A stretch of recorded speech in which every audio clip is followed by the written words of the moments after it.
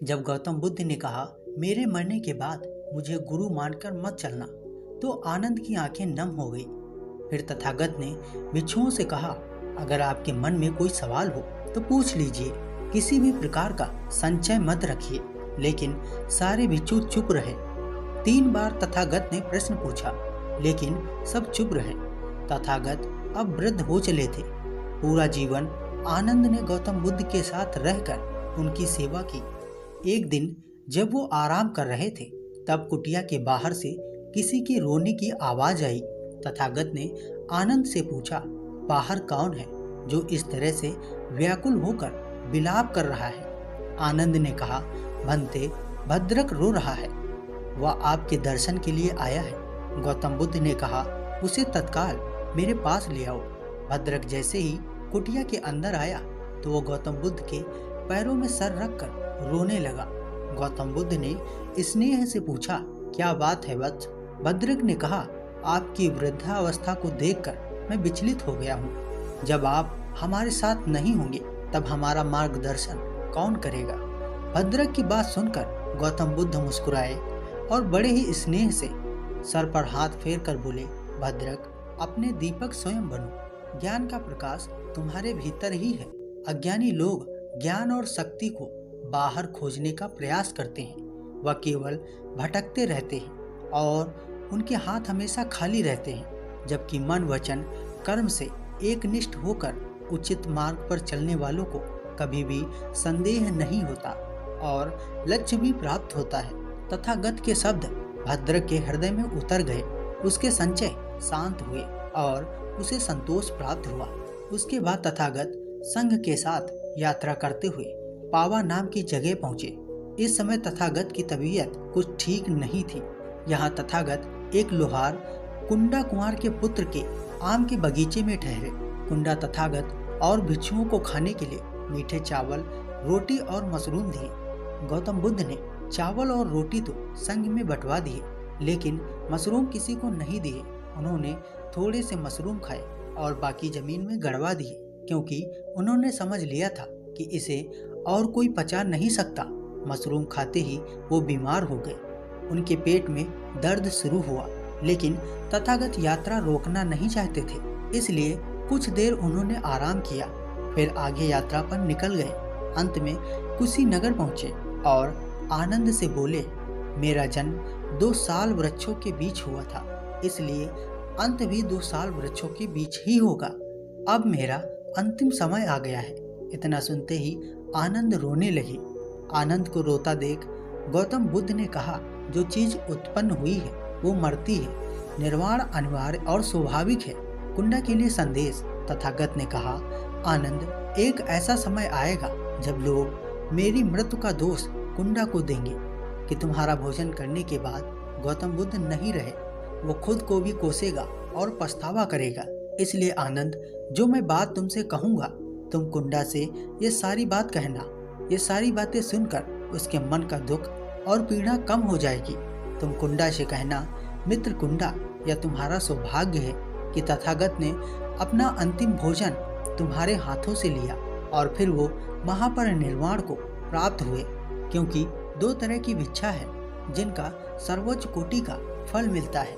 एक वो भिक्षा है जिसे ग्रहण करने के बाद तथागत ने निर्वाण प्राप्त किया, और दूसरा जिसे ग्रहण करने के बाद तथागत ने महापरिनिर्वाण प्राप्त किया।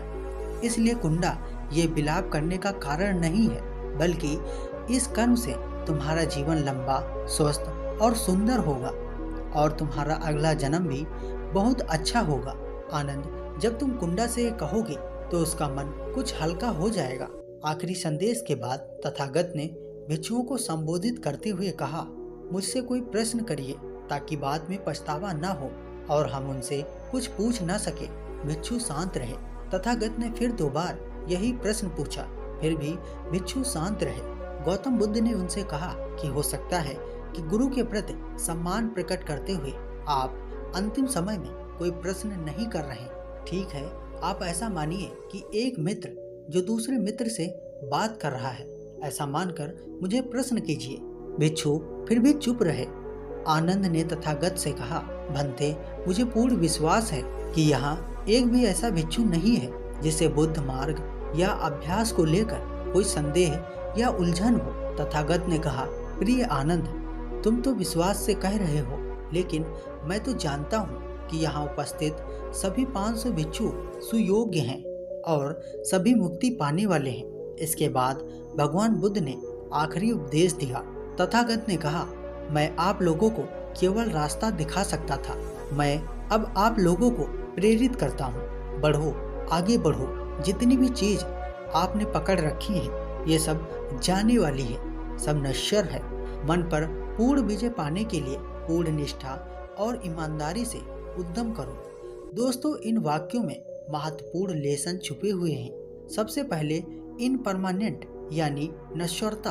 तथागत कहते हैं कि दुनिया में हर चीज, हमारा शरीर, अनुभव, पैसा, प्रसिद्धि, हार जीत, यह सब कुछ नश्वर है, यह सब मिटने वाले हैं। हम केवल पसंद या नापसंद के चलते यानी अहंकार के चलते इन चीजों को पकड़े रहते हैं। इसलिए डर है, चिंता और मन के विचारों में फंस जाते हैं। किसी दुख से मुक्त होने के लिए हमें सबसे पहले नश्वरता को स्वीकारना होगा कि कोई भी अनुभव, कोई भी ज्ञान ये शरीर को त्यागने वाला नहीं है।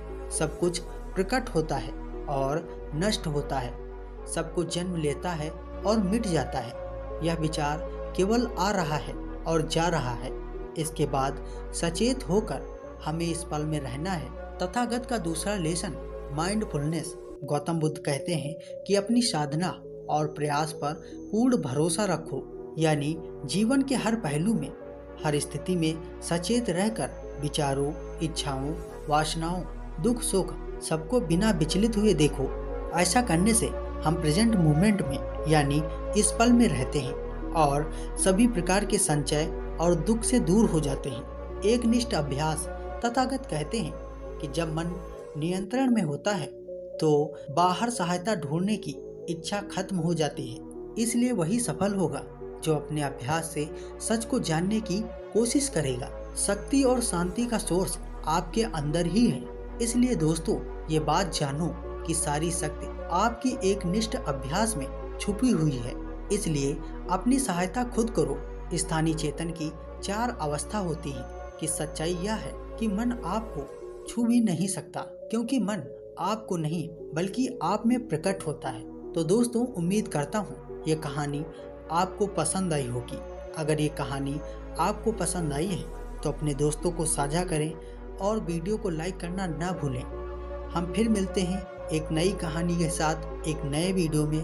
तब तक के लिए अपना ख्याल रखें, स्वस्थ रहें, मस्त रहें। धन्यवाद।